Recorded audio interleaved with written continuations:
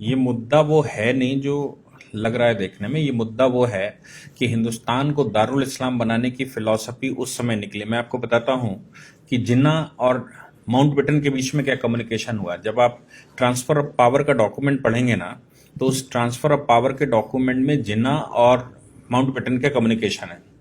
जिन्ना कह रहा है कि हिंदुस्तान मुसलमानों से तुमने अंग्रेजों ने लिया था और मुसलमानों को वापस क्यों नहीं करोगे, मुसलमानों से वापस लिया था, मुसलमानों को वापस क्यों नहीं करोगे। ये जिन्ना की पॉलिसी है, इसलिए हमको यहाँ का राष्ट्राध्यक्ष घोषित किया जाए। लेकिन उस समय ये संभव नहीं था क्योंकि आंदोलन में तो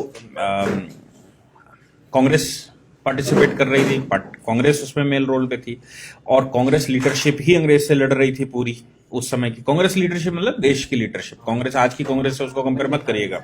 तो कांग्रेस मतलब आंदोलन में।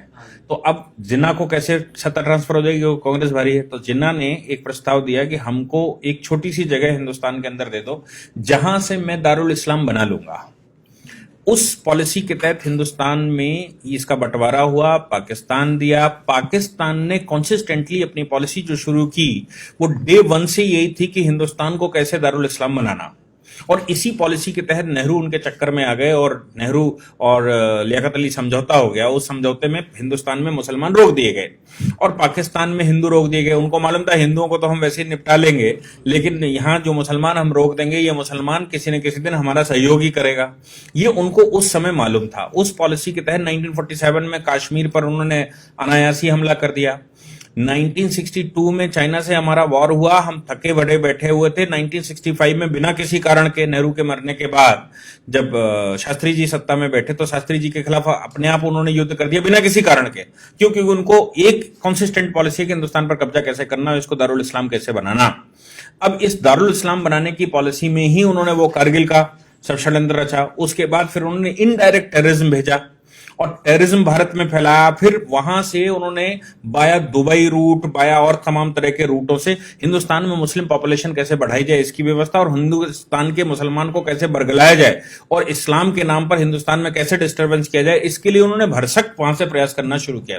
हिंदुस्तान में पॉपुलेशन कैसे बढ़े, इसके लिए वहां से इस्लामिक स्कॉलर्स भेजे जिन्होंने भारत में आकर कहा ये तो अल्लाह की देन है और पॉपुलेशन तो अल्लाह देते हैं, ये वही दे रहे हैं, वही खिलाएंगे, ये सब दुनिया भर की बात थी।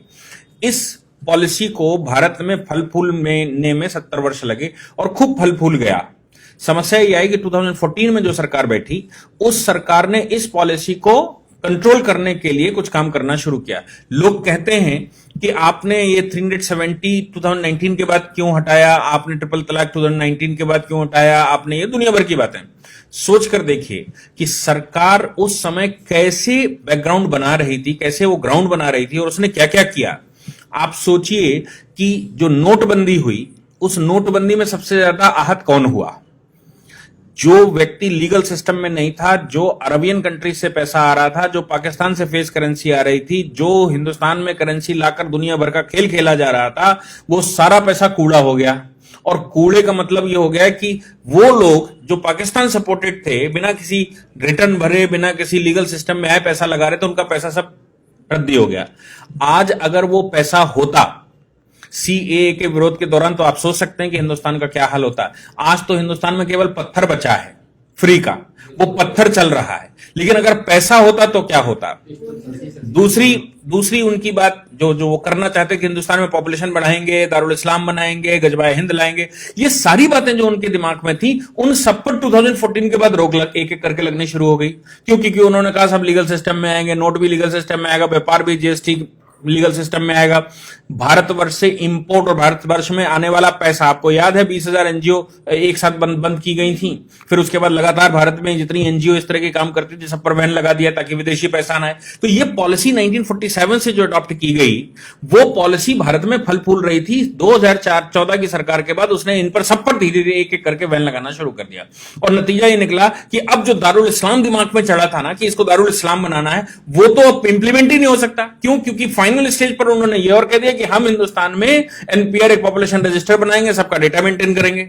अब ये जो पाकिस्तान, बांग्लादेश और दुनिया भर से मुसलमान लाया गया था, किसी न किसी साधन से यहां पर रखा गया था, उसने यहां शादी ब्याह कर लिए, 20-20 बच्चे पैदा कर लिए, अब वो सब क्वेश्चन मार्क लग गया।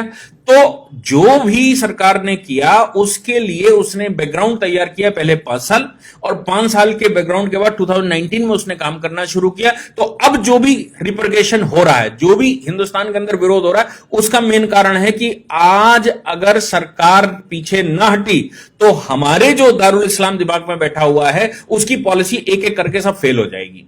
और अब दारुल इस्लाम बनाने की जो फिलॉसफी है वो इंप्लीमेंट नहीं हो सकती, किसी भी हालत में नहीं हो सकती, क्योंकि जैसे ही आप पॉपुलेशन रजिस्टर बनाएंगे, जैसे सीए के तहत लोगों को लीगल कर देंगे, जैसे ही आप अनऑथराइज कॉलोनी को ऑथराइज कर देंगे, हर कॉलोनी का एक सर्टिफिकेट बना देंगे, हर व्यक्ति का एक आईडी बना देंगे, तो फिर भविष्य में जो भारत को आप इस्लामिक कंट्री बनाना चाहते थे वो इस्लामिक कंट्री भारत अब कैसे बनेगा?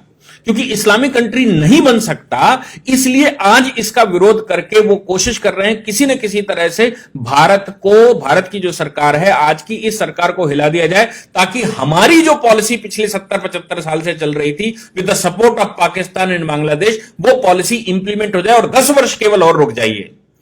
आज के पॉपुलेशन के जो डेटा हैं वो ये कह रहे हैं कि अगले 10 वर्ष के बाद हिंदुस्तान में 50% पॉपुलेशन होगी। हार्वर्ड की रिसर्चें हैं जिसमें उन्होंने कहा हिंदुस्तान को अब कोई रोक नहीं सकता कि वो इस्लामिक कंट्री ना बने। क्यों? क्योंकि इस तरह का जाल बिछ चुका है। और जिस समय इस्लामिक कंट्री भारत में 50% से ऊपर आबादी मुसलमान हुई, उस समय सारे देश जो 56 देश मुसलमानों के जो वहां पर हुआ वही हाल यहां पर भी हो सकता है। इसलिए आज की सरकार अगर उस पर सब पर कंट्रोल लगा रही है, जैसे वो कह रहे हैं कि हम पॉपुलेशन रजिस्टर बनाएंगे, वो कह रहे हैं पॉपुलेशन पर हम बैन लगाएंगे, वो कहते हैं यूनिफॉर्म सिविल कोड लाएंगे, उन्होंने कंटक काटने शुरू कर दिए। 370 एक सेफ मोड था भारतवर्ष में टेररिज्म फैलाने का, 370 हटा दी। भारत में ट्रिपल तलाक के माध्यम से, और भारत में जो निकाह है वो हिंदुओं को निकाह करके लफ्जियात करके हिंदुओं को लाओ, फिर तलाक दे दो और उनको छोड़ दो, फिर दूसरे जो जिनकी शादियां नहीं होती उनसे शादियां करवा दो, उनसे बच्चे पैदा करो, बाद में महिला मरी जाएगी, बच्चे इस्लामिक हो जाएंगे। ये सारी पॉलिसी पर धीरे धीरे करके वो बैन लगता जा रहा। अब आप ट्रिपल तलाक नहीं दे सकते, अब मन भर गया या लड़की ने विरोध कर दिया, मुकदमा लिखवा देगी, तो अब हम चौथी शादी कैसे करेंगे और आगे का शादी का प्रोग्राम कैसे चलेगा, और लड़कियां बरगला कर कैसे लेकर आएंगे, कैसे उनको इस्लामिक बनाएंगे, कैसे उनसे बच्चे पैदा करेंगे, वो सब पर बैन लग रहा है। जो प्रॉपर्टियां हाईवेज पर खरीद कर रखी हैं, जो प्रॉपर्टियां दुनिया भर की खरीद कर रखी हैं, उन प्रॉपर्टियों में भविष्य में लिस्टिंग हो रही है, क्योंकि सब आधार से जुड़ जाएगा। तो आपको यह बताना पड़ेगा आप प्रॉपर्टी कहां से लाए। आप तो पंचर की दुकान खोले हुए थे, आपके पास ये 5 बीघे का हाईवे के किनारे कैसे आ गया? ये पॉलिसी, इसी को ध्यान में रखते हुए वो असम का जो वो कह रहा था ना शरुल इमाम कि असम की नेक हमने पूरी घर कवर कर रखी है, दोनों तरफ हम लोग हैं और वहां से फौज आएगी तो हम उनको जाने नहीं देंगे। इस पॉलिसी के तहत ही हिंदुस्तान के सारे हाईवेज पर मोस्टली 70% मुसलमानों ने परचेज करके रखा है with the support of the Pakistan और by the route of Arabian countries. और अब उन पर क्वेश्चन मार्क लगने वाला है। तो आप जो 70 साल से बनाए बैठे थे कि हमें इसको मुस्लिम शासन लाना है, हमें यहां इस्लामिक शासन लाना है, वो धीरे धीरे करके मिथक टूटेगा तो विरोध होना स्वाभाविक है। इसलिए आज की सरकार का विरोध इस बात का नहीं, क्योंकि सीएए में तो कुछ ऐसा है ही नहीं ना जो विरोध करने लायक हो। विरोध सिर्फ इस बात का है कि आप जो करने वाले हैं, भविष्य में जो कर सकते हैं, उसका जो आपने प्लेटफॉर्म बनाकर रखा है, उस प्लेटफॉर्म को ही हम चरमरा देंगे। और जिस दिन वो प्लेटफॉर्म गिर जाएगा उस दिन हिंदुस्तान को दारुल इस्लाम बनाने से कोई रोक नहीं पाएगा। बाकी पॉपुलेशन थोड़ी सी बचेगी, जैसे पाकिस्तान में 23% बचे थे, कहीं 27% बचे थे, बाकी वो सब खत्म हो गए ना धीरे धीरे करके। हिंदुस्तान में भी 50% से ऊपर पॉपुलेशन होगी तो धीरे धीरे वो मार देंगे। जैसे कश्मीर में उन्होंने 1989 में किया था कि कश्मीरी पंडितों को पहले समझ नहीं आया, लेकिन जिस समय उनकी पॉपुलेशन बढ़ गई उसने मारपीट के बराबर कर दिया और कश्मीर घाटी खाली करवा दी।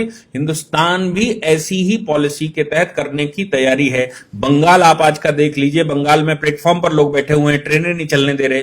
असम की हालत कुछ जगहों की देख लीजिए, जम्मू कश्मीर हम पहले से देख चुके हैं, केरला की हालत देख लीजिए, दिल्ली की हालत देख लीजिए कि दिल्ली में कोई काम नहीं होने दे रहे, पुलिस की गाड़ियां नहीं निकलने दे रहे, सामान्य आदमी का जन सैलाब नहीं निकलने दे रहे, सामान्य गतिविधियां नहीं होने दे रहे। ये पॉलिसी के तहत हो रहा था। इसको बस इतना हो गया कि सरकार देर से आई, लेकिन सरकार ने पहले बेस बनाकर इस तिलिस्म को तोड़ना शुरू किया। अब तोड़ना शुरू किया तो आगे भविष्य का भारत कैसा होगा यह दिख रहा है। और अगर भविष्य का भारत आज न बना इस सरकार के द्वारा तो हिंदुस्तान समाप्त हो चुका है। जिन्ना की पॉलिसी जिसके तहत उसने पाकिस्तान लिया था और जो उसने कहा था कि एक छोटे से कुनबे को कोने को लेकर हम हिंदुस्तान को पाकिस्तान बना लेंगे, हिंदुस्तान पर शासन ले आएंगे, वो हो चरितार्थ होता दिखाई दे रहा है। अगर आज सरकार को सपोर्ट ना हुआ और आज सरकार ने काम किया, आज अगर रिटेलिएशन ना हुआ, चाहे उसके लिए सरकार को गोलियां चलानी पड़े, चाहे सरकार को कोई एक्टिविटी करनी पड़े, कोई स्टेज आनी पड़े, सीरिया में जैसे आज हो रहा है, करना पड़ा ना, बाद में बम फोड़ने पड़ते हैं ना, बाद में मिसाइलें चलानी पड़ती है ना, तो क्यों नहीं आज चलाते? आज चलाकर आप वो सिचुएशन रोक सकते हैं और आपके पास कोई और दूसरा रास्ता बचेगा नहीं, और अभी नहीं बचा है।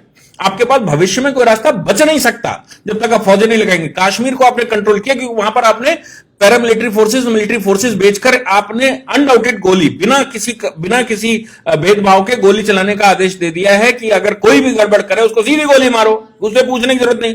वो अगर आपने आज हिंदुस्तान में ना किया तो हिंदुस्तान 2040 में समाप्त हो चुका है। वर्ल्ड के किसी भी फोरम की रिपोर्ट उठाकर देख लीजिए, सब यही कह रही है।